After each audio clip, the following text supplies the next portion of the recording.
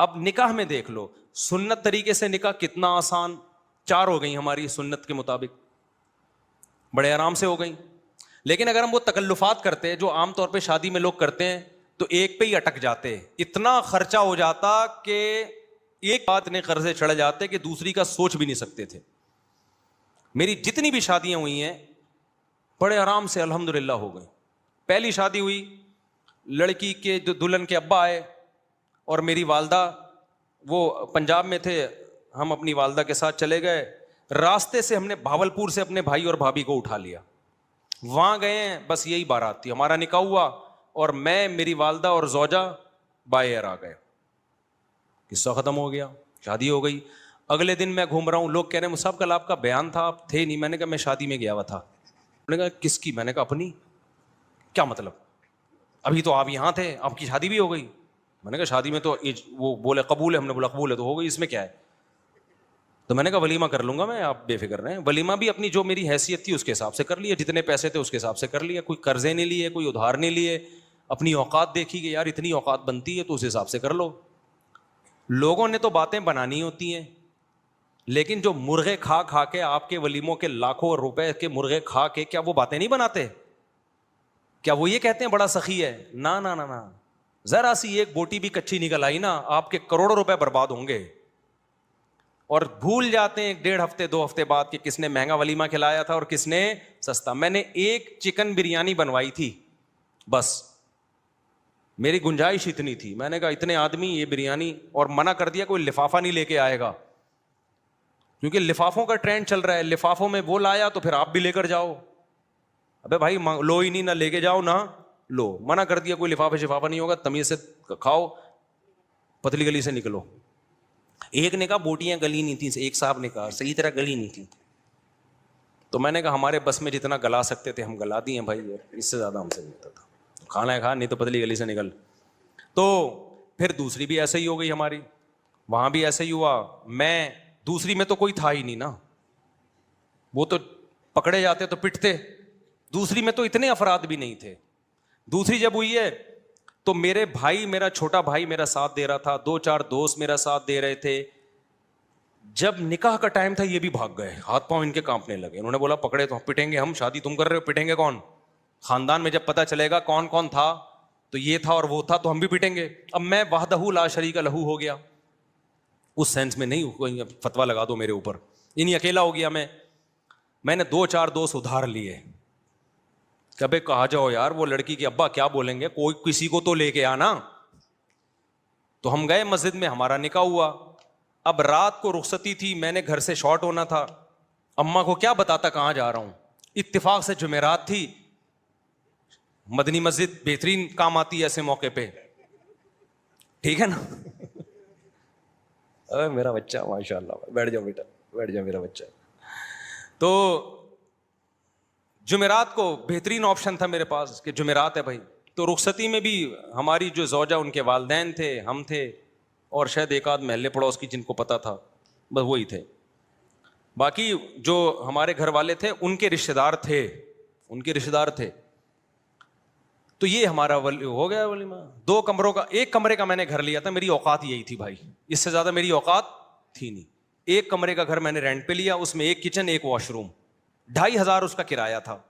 میں نے بتا دیا سسرال کو فی الحال میری یہی اوقات ہے بھائی, اگر آپ نے بھیجنا ہے تو اسی میں رہ لیں, جب اللہ تھوڑا آمدن اچھی کر دے گا تو ذرا اچھا گھر لے لیں گے. ان کو بھی اللہ نے شعور دیا تھا, انہوں نے کہا بھائی اچھا رشتہ, ان کے خیال میں اچھا رشتہ تھا, چلو بھائی اللہ مدد, توکل کیا اللہ پہ, تو ہماری شادی ہو گئی. جیسے جیسے بچے ہوتے گئے اللہ تعالیٰ مالی وسعت بھی دیتا چلا جاتا ہے. دیکھو ایک بہترین مثال دوں آپ کو, جہاں درخت زیادہ ہوتے ہیں نا بارشیں وہیں ہوتی ہیں. کیا خیال ہے؟ درخت کھینچتے ہیں بادلوں کو. اگر کوئی کہے یہاں درخت بارشیں تو ہوتی نہیں, درخت کیسے لگے گا, ابے تو لگا تو بارشیں شروع ہو جائیں گی. اب کوئی خاتون کہے بھائی میری تو چھاتیوں میں دودھ ہے نہیں, میں بچے کو دودھ کیسے پلاؤں گی, ابے پیدا تو کر, دودھ بعد میں آئے گا. تو جو لوگ کہتے ہیں نا ہمارے پاس پیسے ہی نہیں ہے, شادی کیسے کریں, بچے کیسے پیدا کریں, او بھائی پیدا کرو گے تو آئیں گے. اللہ نے اس کا جو بچے کا رزق اپنے ذمے لیا ہے تو اس کے باپ ہی کو تو دے گا نا. ڈائریکٹ بچے کی تھوڑی جیب ہوتی ہے جس میں اللہ پیسے ڈالنا شروع کر دے. تو ہم نے اس فلسفے کو ہم جانتے تھے بھائی ابھی تو پیسے نہیں ہے, جب شادی ہوں گی بچے ہوں گے تو پیسے بھی کیا ہوں گے, آ جائیں گے. فی الحال 1 کمرے کا گھر میں کرائے پہ لے سکتا تھا, 1 کمرے کا گھر ہم نے لے لیا, جس کی میں دیوار میں نا کیل ٹھوک رہا گھڑی لگا رہا تھا. تو مالک مکان پڑوس میں رہتی تھی, اس نے کہا دیواروں کا بیڑا غرق کر رہے ہیں. اس کو پتہ نہیں تھا مجھے آواز آ رہی ہے, مجھے ابھی تک یاد ہے, دیواروں کا بیڑا غرق کر رہے ہیں یہ لوگ. ویسے وہ میرا بڑا احترام کرتی تھی, جی مولانا صاحب ہیں, بڑا عزت دیتی تھی مجھے. وہ مالک مکان خاتون تھی, اللہ کرے کہ وہ حیات ہوں, اللہ ان کی عمر برکت دے, اور اگر انتقال ہو گیا تو اللہ مغفرت کرے. تو بڑا عزت دیتی تھی نا مجھے, مولوی صاحب ہیں ماشاء اللہ. ان کو نہیں میں نے بتایا تھا میری دوسری ہے, ورنہ کرائے پہ گھر ہی نہیں دیتے. دوسری کر کے کرائے پہ گھر مانگو گے, مالک مکان نہیں دے گا. ان کو ہم نے نہ یہ بتایا, وہ سمجھ تھی پہلی عقل مند آدمی لگ رہا ہے تو پہلی کر رہا ہوگا. تو وہ بڑا عزت تھے ماشاء اللہ بیٹا. تو وہ ویسے ان کی دیوار ہمارے بالکل ساتھ لگتی تھی, آوازیں آتی تھی تو میں کیل ٹھوک رہا ہوں, کہیں دیواروں کا بیڑا غرق کر رہے ہیں. مجھے بڑا اچھا لگا ان کا یہ جملہ. خیر, تو اسی طرح بھائی ہماری سادگی سے ہو گئی نکاح. پھر ہم نے تیسری بھی اسی طرح کر لی. وہ کیسے ہوئی تھی ابھی مجھے ساری شادیاں یاد نہیں ہیں کہ پوری ڈیٹیل, وہ بھی ایسے ہی ہوئی تھی, بلکہ وہ تو اتنی آسان ہوئی تھی. ہم بیٹھے ہوئے تھے تو جو ہماری زوجہ ان کے گھر والے تھے انہوں نے کہا کہ بھائی کیا خیال ہے, پھر مجھے پورا جو ہے نا معلومات لیں کیا آمدن ہے. میں نے کہا بھائی یہ ہماری آمدن یہ ہے ٹوٹل یہ ہے, تو اسی میں 2 ہیں تو اور چل ہی رہا ہے اللہ کا شکر ہے. تو انہوں نے کہا بھائی بندہ, ان کا خیال تھا بندہ صاف بات کر رہا ہے, کوئی 2 نمبر ہی نہیں ہے. تو وہ علماء کا خاندان تھا. وہ کون تھے؟ وہ علماء تھے. تو جب بات طے ہو گئی انہوں نے کہا ہمیں قبول ہے, تو میں جب اٹھ کے جانے لگا تو انہوں نے کہا کہ بھائی ہم مولانا لوگ ہیں, ہم لوگوں سے کہتے ہیں کہ نکاح سادگی سے کرو, آسان بناؤ, تو اب یہ کیا کہ 6 مہینے بعد نکاح ہوگا اور یہ ہوگا, بس جب بندہ پسند ہے نا سب کو. انہوں نے کہا ہاں بھائی نکاح پڑھاؤ یار.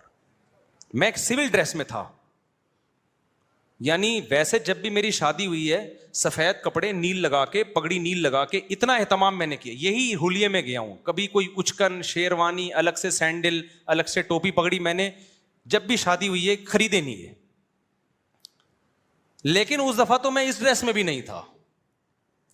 تو انہوں نے کہا نکاح پڑھاؤ. میں نے کہا قبول ہے بھائی پڑھا دو یار, ہمیں تو, مجھے تو بہت اچھا لگا یہ جملہ سن کے. تو پھر وہ ہوا کہ انہوں نے وہی مولوی صاحب ان کو بلایا, بھائی ادھر آؤ. اچھا وہ جن مولوی صاحب کو بلایا نا, وہ بڑا دلچسپ واقعہ ہے. وہ جن مولوی صاحب کو بلایا ان سے میری 3-4 سال پہلے, یعنی یہ شادی جو ابھی ہونے جا رہی تھی اس سے 3-4 سال پہلے بحث ہوئی تھی 2-3 شادیوں پر.